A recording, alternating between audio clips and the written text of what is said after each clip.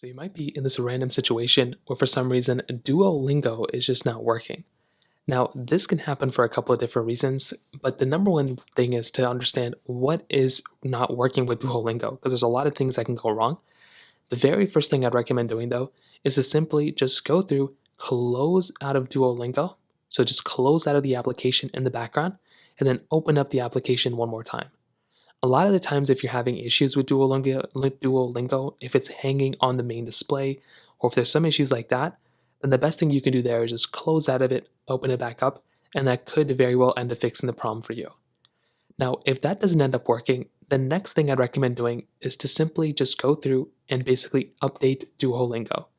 So make your way over to your App Store, your Google Play Store, whatever application, click on the search bar here, and you just want to search up Duolingo, just like so. And then what you want to do is you want to tap on Duolingo, and then you want to go ahead and update this application. So what's going to happen here is that this application is then going to go ahead and update. And if there were any issues or any problems with it, then it might just go through and just start, fixing those issues in and of itself. So keep your application up to date. I'd recommend just go through, just keep it updated as long as you can, and that might end up fixing the problem for you as well.